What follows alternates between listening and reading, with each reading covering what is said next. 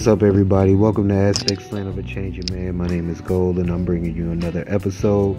I definitely want to thank everybody for coming and listening to the show. Definitely appreciate the support. Keep the likes coming. Download if you want to. Share it.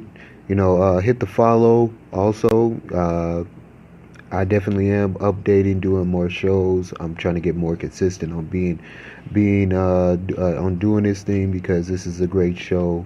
It is great subjects that we need that I feel like need to be talked about. And if you want to hit me up with any opinions, anything you want to know about the show, any questions or anything, mplsmikid@yahoo or gmail.com. Definitely hit up the Facebook page for this show, which is Aspect Slant of a Changing Man, ASPECTSLANT, and I'm sure y'all know how to spell of a changing man. Definitely go there.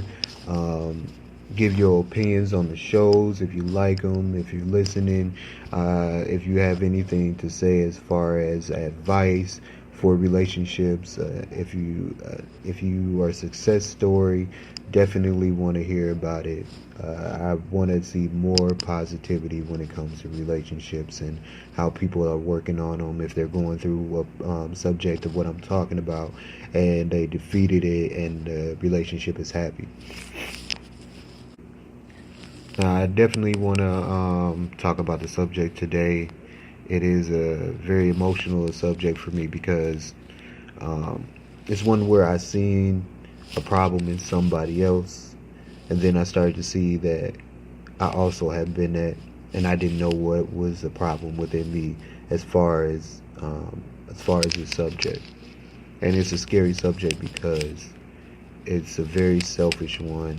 It's one where a lot of things can go wrong in a relationship, and a lot of people aren't willing to fix this problem within themselves or to go with it with their partner to fix it either.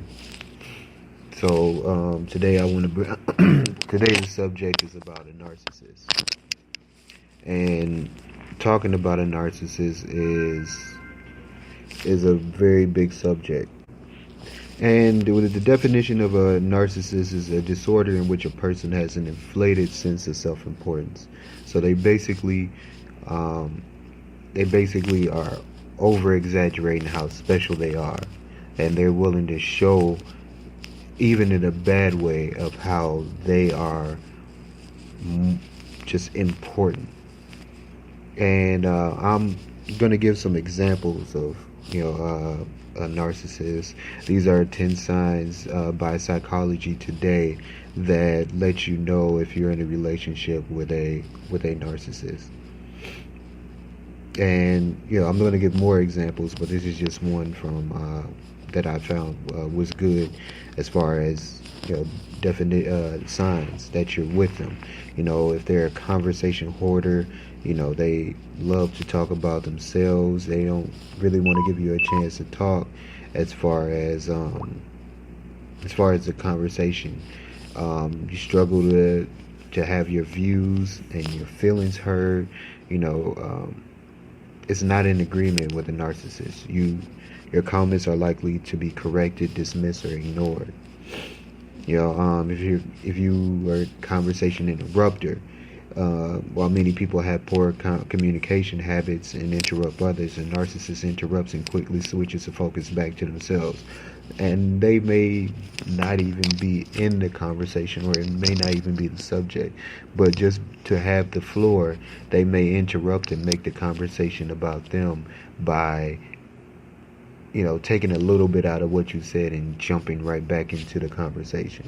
So it may not even be about what they're talking about, but just a little piece of it, they're able to break that off and make it about them. If they're a rule breaker, basically, if you make rules, they're willing to speed or do whatever against, stealing office supplies, breaking multiple appointments, disobeying traffic laws, doing whatever they feel like they want to do. Boundaries violator. If you set a boundary in your relationship where you know they should not cross, they're willing to cross it with no care in the world. You know, they have no disregard.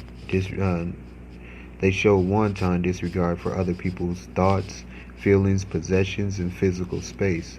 Oversteps and uses others without consideration or sensitivity, borrows items or money without returning, breaks promises, obligations repeatedly, shows little remorse, and blames the victim for her own lack of respect.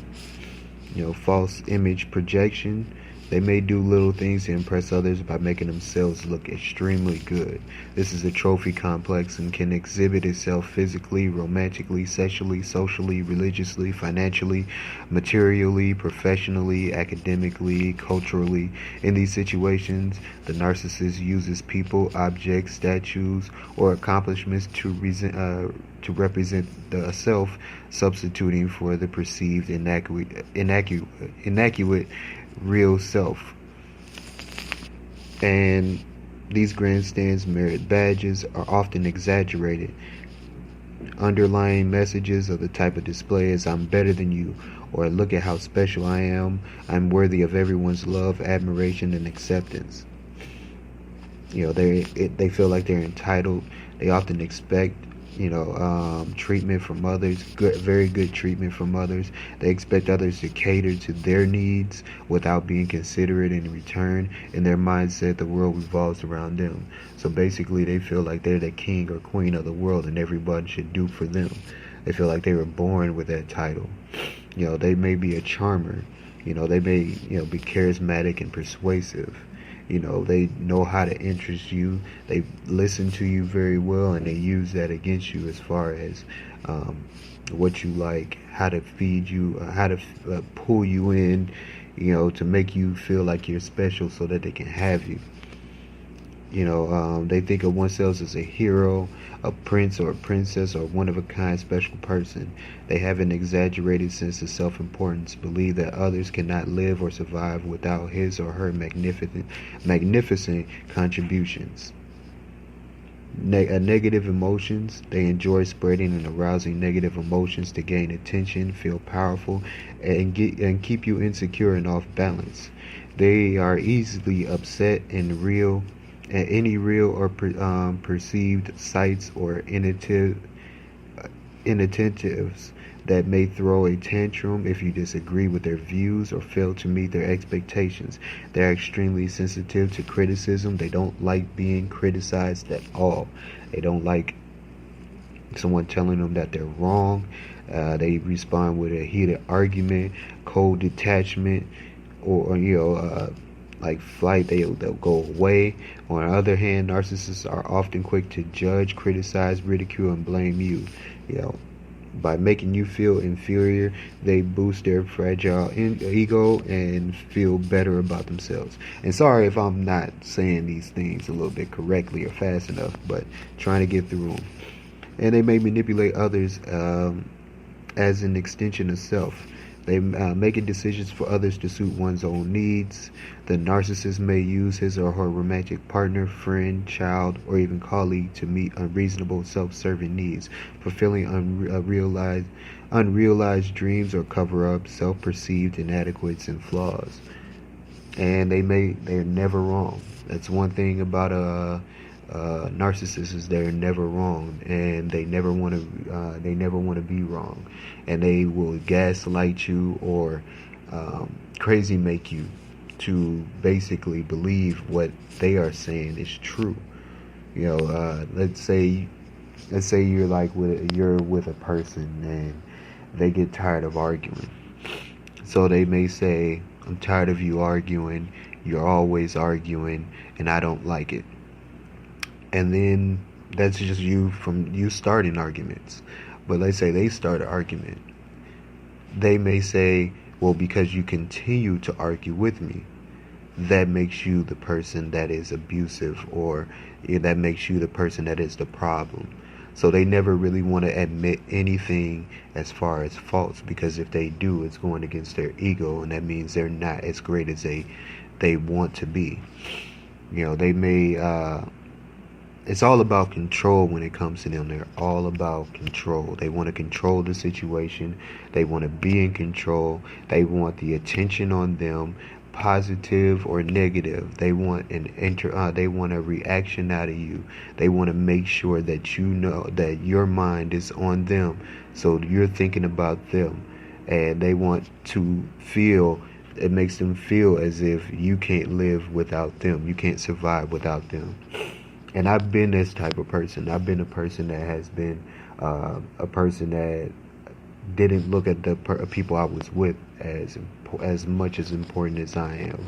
I did things, and I would blame them for it. As far as cheating, when I had my phone on lock, I'd be like, I had my phone on a lock, and when they went through it and they seen information that that I didn't want them to see, I would blame them for going through it. I wouldn't want to fix it myself. I would say, why did you go through my phone? You shouldn't have went through my phone. If you go looking for something, you're gonna find something. Well, that is true if I'm doing wrong. It wasn't in the case of if I wasn't doing wrong, they would have nothing to find. But I was in there doing wrong, and I was blaming them for doing it, hoping that I can have the control over if they go through it or not. Because once they're not able to go through it, I'm able to do whatever I want without any consequences, with nothing stopping me. And the thing about it is they have a hidden agenda. They give off an agenda that they have, but it's always something hidden behind it. With me, I had fear. I was always looking for somebody, but at the time I wasn't financially set, so I was always looking for somewhere else to stay. And when I was done with the person that I was with, I always wanted to have somebody right there to serve a purpose for me to have another place to go, or if I was wanting some female for the night, I would always have a person on the side that I could hit them up with a "Hey, big head" type of text message, and I wanted to have someone there to serve every need that I wanted. And it was always someone that was always there. It was never a new person. It was always keeping them on the side just in case. I may have not texted them in a while or anything else, but I always kept them on the side to just in case be able to hit them up when I wanted to fill it in. And the one thing about it is, you may have a person that is your primary source of feeding, the primary source of what you use. Your main chick. Your main one. But then there are others that are on the side that are feeding a purpose for you that you use, and you may be having them on the side to see what they will do to become the primary source, the main chick, and just testing them out just in case, and seeing what you can get out of them. The text time, the men will do whatever for text. To me, that's like a narcissist behavior, and I feel like society is teaching people to have these type of behaviors and have these type of behaviors, or to be this type of person, because it's a very selfish one. It's a very selfish. They're not empathetic. They could care less about what everyone else is doing. I mean, you may hurt the person and see that they're hurt, but it doesn't stop you from wanting to do it again. You see them crying and you're like, hey, I'm sorry. That's cool, no doubt. But it doesn't stop you from doing what you're doing. You're going to not care and do it again, and hope that you have the control over that person to do it. And there's different ways that people like this get control over it, especially like going ghost, silent treatment, stuff like that. Like the silent treatment is basically when you are able to text someone back, you're able to